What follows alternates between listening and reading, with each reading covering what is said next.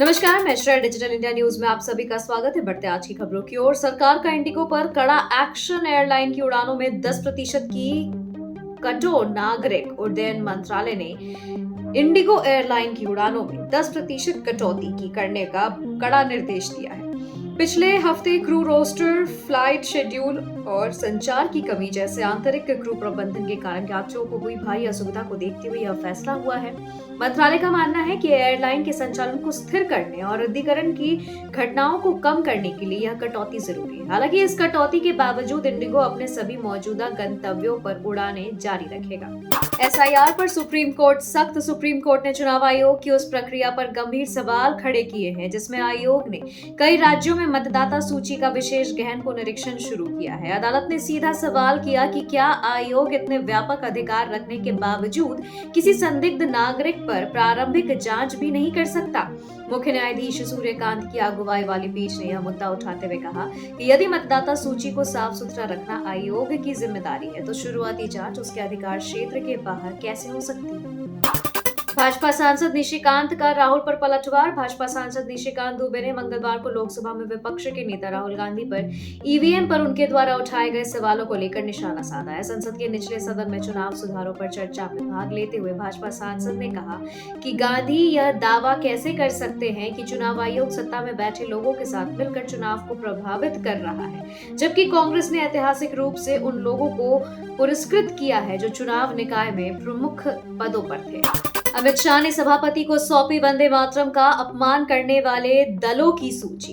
गृह मंत्री अमित शाह ने मंगलवार को राज्यसभा के सभापति सीवी राधाकृष्णन को एक औपचारिक पत्र भेजकर भारत के राष्ट्रीय गीत वंदे मातरम के सम्मान में अस्वीकार्य आचरण के जुड़े मामले की जानकारी साझा की है। यह प्रस्ताव राज्यसभा में गाने की रचना की 150वीं वर्षगांठ पर हुई चर्चा के बाद पेश किया गया। केजरीवाल बोले, अंग्रेजों से भी ज्यादा क्रूर गुजरात सरकार। आम आदमी पार्टी के राष्ट्रीय संयोजक अरविंद केजरीवाल को मंगलवार को राजकोट जेल में बंद किसानों से मिलने नहीं दिया गया। बता दें कि केजरीवाल गुजरात के 3 दिवसीय दौरे पर हैं। उन्होंने इसे तानाशाही बताते हुए कहा कि मैंने आवेदन किया था लेकिन क्रूर और अत्याचारी सरकार न मिलने की इजाजत नहीं दी। प्रियंका के बंगाल चुनाव वाले बयान के बाद शाह खारगे आमने सामने। संसद के शीतकालीन सत्र में वंदे मातरम के मुद्दे पर मंगलवार को राज्यसभा में जोरदार राजनीतिक टकराव देखने को मिला है। प्रियंका गांधी के आरोपों के बाद केंद्रीय गृह मंत्री अमित शाह और कांग्रेस अध्यक्ष मल्लिकार्जुन खड़गे खुलकर आमने सामने आ गए। शाह ने बिना नाम लिए कहा कि जो लोग वंदे मातरम चर्चा को बंगाल चुनावों से जोड़ रहे हैं उन्हें अपनी समझ पर फिर से सोचना चाहिए।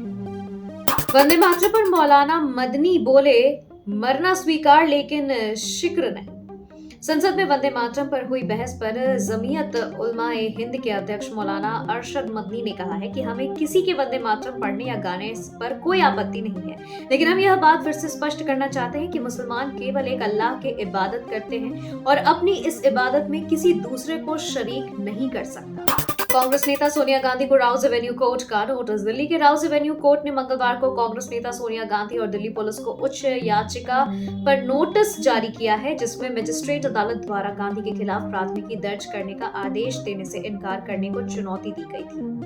नेहरू और कांग्रेस नेताओं का अपमान करने का कोई मौका नहीं छोड़ते, पीएम और गृह मंत्री खड़गे का आरोप।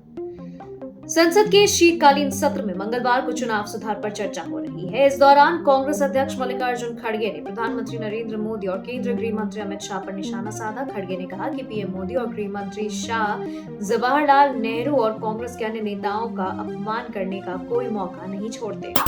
एक और जज के खिलाफ महाभियोग 120 सांसदों ने नोटिस पर दस्तखत कर स्पीकर को सौंपा।